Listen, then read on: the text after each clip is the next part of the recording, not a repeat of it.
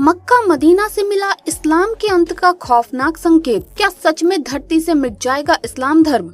आखिर क्या है वो खौफनाक संकेत? जानने के लिए वीडियो को अंत तक देखिए, क्योंकि आज जो हम बताने वाले हैं वो आपको पूरी तरह से हिलाकर रख देगा। वीडियो में आगे बढ़ने से पहले चैनल को सब्सक्राइब करके बेल आइकन जरूर दबाइए। सऊदी अरब में इस्लाम के जन्म से पहले हिंदू वैदिक धर्म का डंका बजता था। सम्राट विक्रमादित्य का साम्राज्य संपूर्ण अरब में फैला हुआ था। आज यहाँ पर यहूदी और वैदिक धर्म का नामो निशान मिट चुका है। उसी जमीन पर कभी वैदिक धर्म का डंका बजता था। उसी सऊदी अरब के मक्का शहर में कभी मक्केश्वर महादेव का भी मंदिर हुआ करता था। सऊदी अरब के मक्का शहर में इस्लाम से पहले बड़े स्तर पर शिवलिंग की पूजा होती थी। पैगंबर मोहम्मद के चाचा, जो कि शांति के प्रतीक हैं, वो मोहम्मद साहब को अल्लाह का आखिरी पैगंबर नहीं मानते थे। वो शिव जी के परम भक्त थे। जी हाँ, सही सुना आपने, वो शिव जी के परम भक्त थे। उन्होंने ही शिव जी को प्रसन्न करने के लिए कई कविताएं भी लिखी।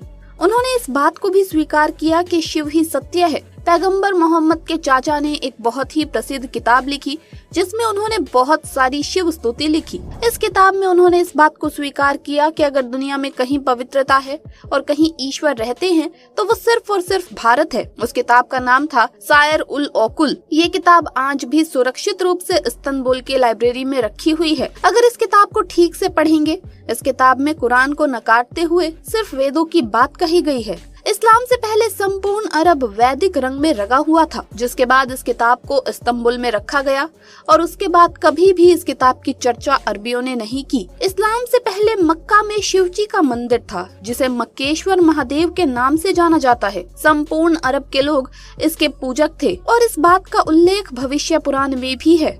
उसके अलावा विश्व वैदिक राष्ट्रीय इतिहास की किताबों में तथ्यों के साथ संपूर्ण अरब के हिंदू इतिहास को सबके सामने पेश किया गया है, जिसमें हमारे महान सम्राट विक्रमादित्य का गुणगान किया गया। और सबसे पहले दुनिया को इस किताब से पता चला कि मक्का के काबा में सम्राट विक्रमादित्य के शासन काल का सोने का शिलालेख लगा हुआ है। इस किताब में इस प्रकार ये लिखा हुआ है कि भारत भूमि के सम्राट महाराज विक्रमादित्य ने अरब में शासन करके इस भूमि को पवित्र किया।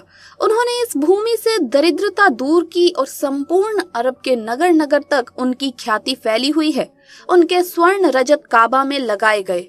इस शिलालेख के अनुसार सम्राट ने अरब में वैदिक धर्म का प्रचार किया। उन्होंने अरब हिंदुओं को देवी देवताओं से परिचित कराया। आप कभी भी किसी मुस्लिम जिसने हज की यात्रा की हो, उससे पूछना कि काबा के मुख्य द्वार पर जो शिलालेख लगे हैं वो किस भाषा में लगे हैं। हालांकि हो सकता है वो ना बताएं, मगर 1980 के दशक में एक यूरोपियन यात्री मक्का की सच्चाई जानने के लिए मुस्लिम बनकर काबा के अंदर गया।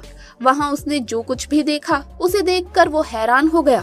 उसने बताया कि काबा के मुख्य द्वार से किसी को जाने की अनुमति नहीं है, क्योंकि इसमें इस्लाम के पहले का इतिहास और देवी देवताओं की मूर्ति रखी हुई है।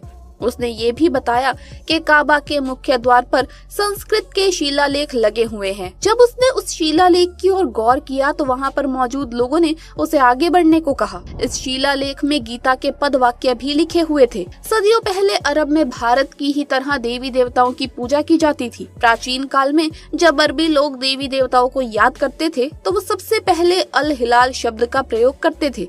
इस्लाम के आने के बाद ये शब्द इस्लाम के इतिहास में कहीं खो गया, क्योंकि ये देवी को समर्पित है। प्राचीन अरब में मूर्ति पूजा भी की जाती थी। इस बात को भी कोई इनकार नहीं कर सकता।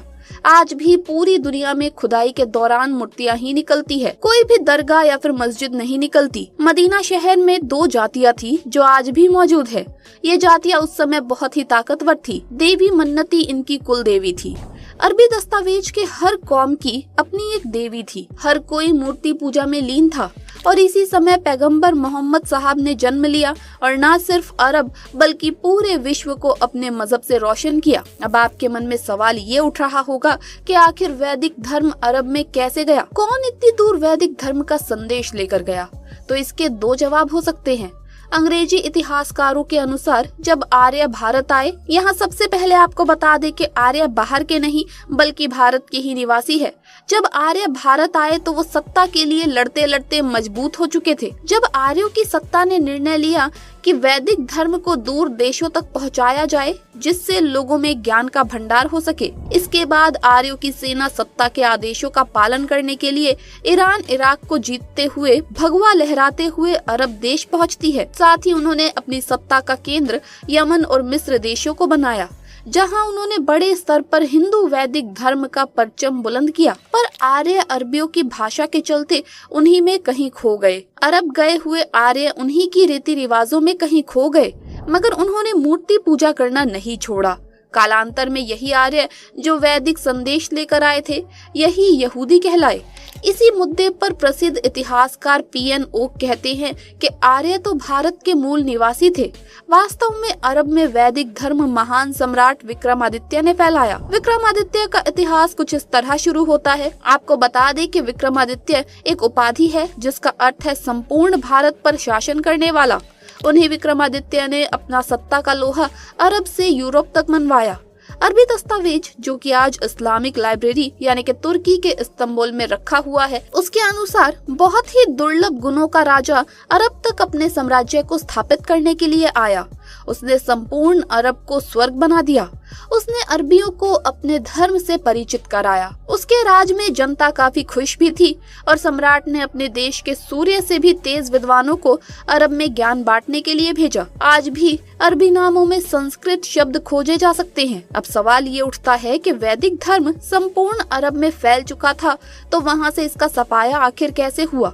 तो इसका जवाब है अरब देशों में इस्लाम का होना, और इस्लाम के साथ ही वहाँ से धीरे धीरे वैदिक धर्म मिटने लगा। आपको बता दें कि बहुत से लोगों को आपने कहते सुना होगा कि मुस्लिम लोगों ने मक्का में शिवजी को कैद कर रखा है, और जब कोई हिंदू वहां जाकर दूध या गंगा जल चढ़ाएगा तो शिवजी आजाद हो जाएंगे और इस्लाम का अंत हो जाएगा। आजकल सोशल मीडिया पर एक वीडियो खूब वायरल हो रहा है, जिसमें कोई शख्स मक्का मदीना में दूध फेंकते हुए नजर आ रहा है। हालांकि इस कहानी में कितनी सच्चाई है और कितना झूठ, इसे हमारा चैनल स्पष्ट नहीं करता।